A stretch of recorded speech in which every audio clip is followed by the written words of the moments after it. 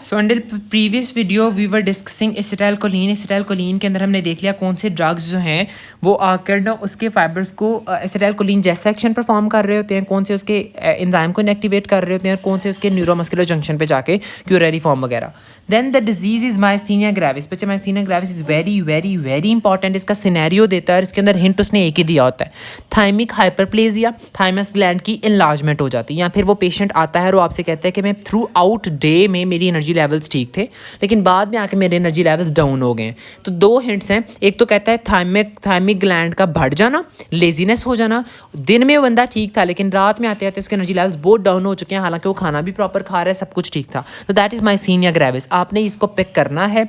इसके साथ ये सिनेरियो देगा, फिर पहले कहेगा उसको डायग्नोज करो, फिर वो दूसरे नंबर पे एसिटाइलकोलिन का या तो रिलीज होने का पूरा मेथड पूछ सकता है जो मैंने पीछे बताया, या फिर पूछ सकता है कि एसिटाइलकोलिन को डिस्ट्रॉय करने का कौन सा एंजाइम है उसका नाम बताओ, या फिर वो पूछ सकता है वही ड्रग्स जो मैंने पीछे 3 क्लासिफिकेशन ऑफ ड्रग्स बताई है वो क्लासिफिकेशन ऑफ ड्रग्स को पूछ सकता है, और ये आपको अच्छे से आनी चाहिए। Then muscle action potential read दे दें, आगे सारा का सारा टॉपिक आप सिर्फ इसको रीड देते चले जाएं। आगे आ जाता है figure number 7.6। Figure number 7.6 is very important. Excitation, contraction, coupling in skeletal muscles, ये आपको आनी चाहिए। रेयानोडिन रिसेप्टर्स कौन से होते हैं, ठीक है, ये आपको बहुत अच्छे तरीके से आने से, इनको डीएचपी रिसेप्टर्स भी कहते हैं। डीएचपी रिसेप्टर्स कौन से होते हैं ये पता होना चाहिए। ये आपका एक एससीक्यू है, बाकी आप सिर्फ एक एमसीक्यू के लिए इसको रीड दे सकते हो बाकी सारे के सारे को। बाकी रियो बेस क्या है, यूटिलाइजेशन टाइम क्या है, क्रोनेक्सी क्या है, ये चीज़ यूटिलाइजेशन टाइम क्या है, क्रोनेक्सी क्या है, we have already discussed it. Myasthenia gravis के अंदर वो पहले उसका सिनेरियो भी देता है, देन वो उसका कॉज भी पूछता है कि माइस्थीनिया ग्रेविस हो तो रही है भाई, उसका कॉज क्या है। तो आपको पता होना चाहिए कि एक तो बात ये ऑटो इम्यून डिजीज़ है, अपनी ही बॉडी के रिसेप्टर साइट्स को वो जाकर हमारी एंटीबॉडीज डिस्ट्रॉय करना स्टार्ट कर देती हैं, आपको पता होना चाहिए, ठीक है।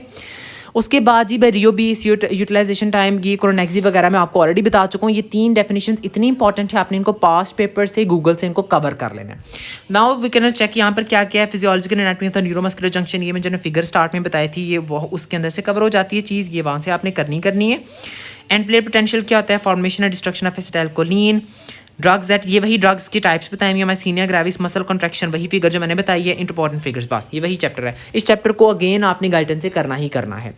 Chapter number 8 is again very important बच्चे। यहाँ पर types of smooth muscle starting में दिए हुए हैं। These are the multi unit smooth muscles, ठीक है, and the unitary smooth muscles, इनका आपको पता होना चाहिए, ठीक है।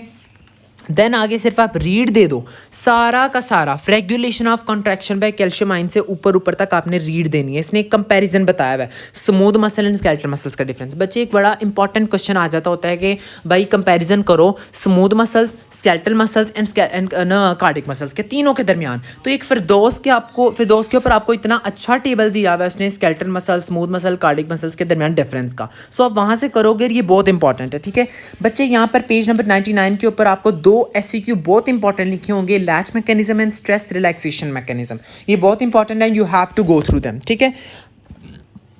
फिगर 8.3 है जिसके ऊपर कैल्शियम का रोल लिखा हुआ है कि हमारे पास स्केलेटल मसल्स की एक्टिवेशन में कैल्शियम कैसे